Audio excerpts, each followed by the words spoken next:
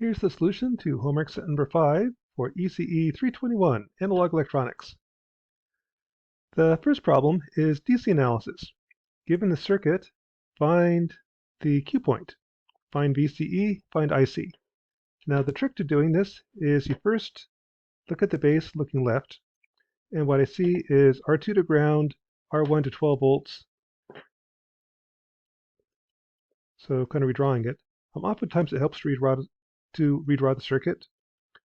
So this is your R2, R1, 12 volts. Redraw that as the Thevenin equivalent. And the Thevenin equivalent is right here, looking left. So RB, VB is the Thevenin equivalent. V Thevenin is R2 over R1 plus R2 times 12 volts, giving you 2.67 volts. R Thevenin is R1 in parallel with R2, 155K. So we'll now get these two. I can now find IB. IB comes from the voltage, 2.667 minus 0.7, the voltage drop across the silicon diode, over the resistance. And the resistance is RB plus RE. The oddity is RE is times 1 plus beta, because the current through here is IB plus 200 times IB. So that gives you that IB is 3.5 microamps.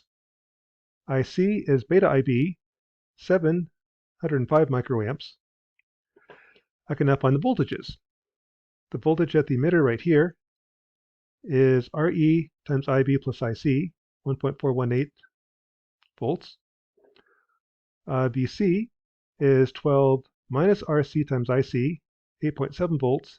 And the difference between them is VCE. So VCE is, I think I transposed the numbers, 4.7. VCE is 7 volts. Problem 2 is DC design. I want to pick R1, pick R2, so that VCE is 5 volts.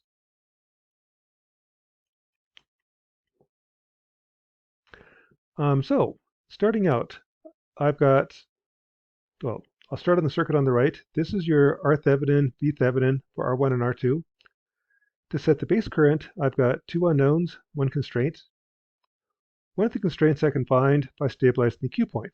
I want to pick RB such that it's much, much less than 1 plus beta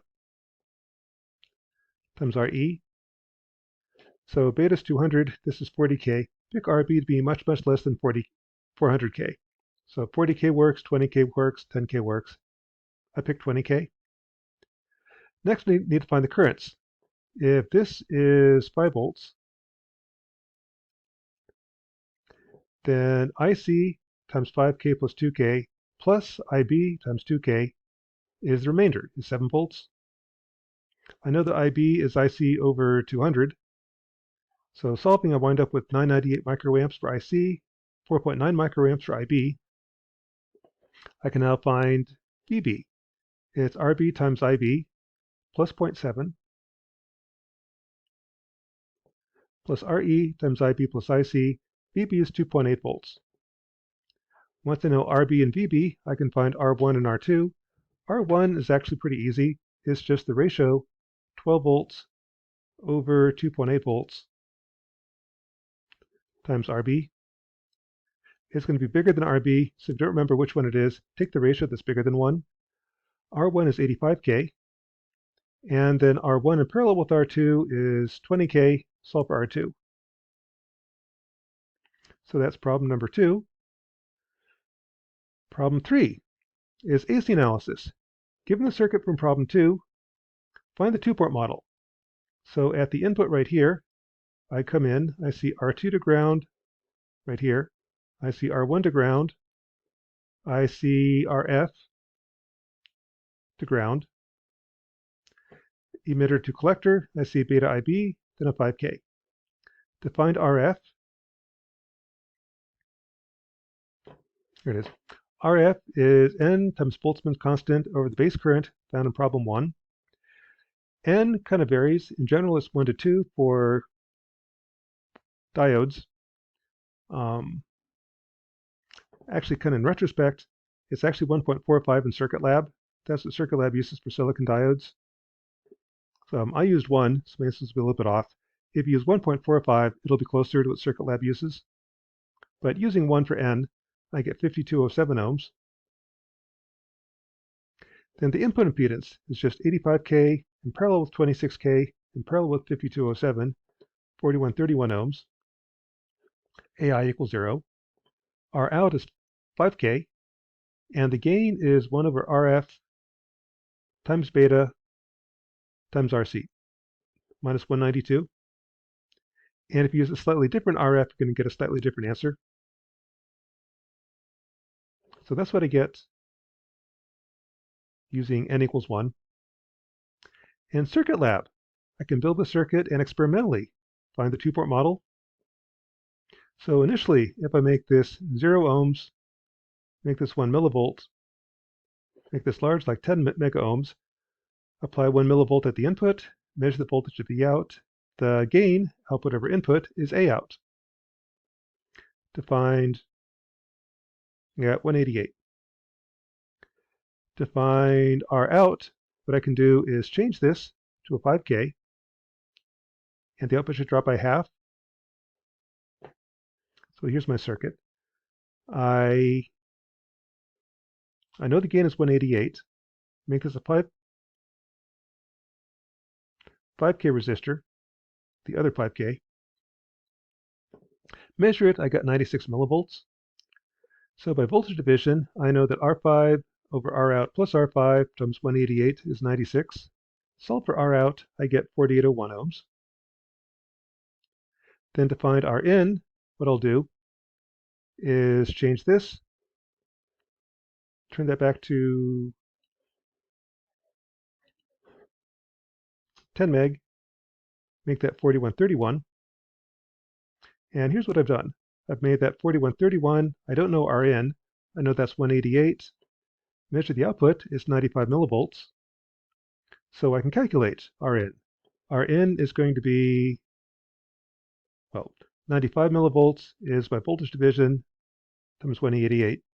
Solving backwards, I can find R in. R in is 4230. So that's kind of an experimental way to find the two-port parameters. Problem 5 looks at what happens if you remove the capacitor at the emitter. Well, in that case, here's the small signal model. Before the emitter is tied to ground, now it goes to ground through a 2K resistor.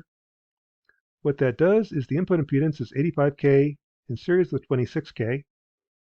What this does right here is this looks like 2K times 1 plus beta. This looks like a 400K resistor. That's going to limit the base current. So the current coming in be 57.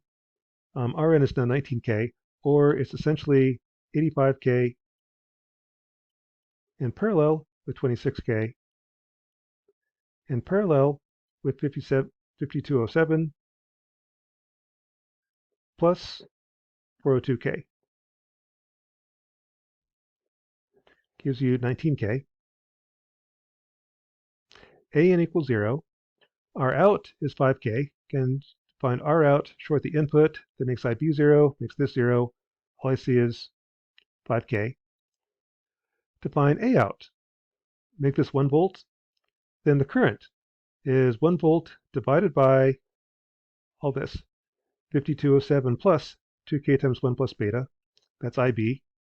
IB is amplified by beta to convert current to voltage, multiplied by resistance. So essentially, it's the same equation you had before. It's minus beta R sub C over RF.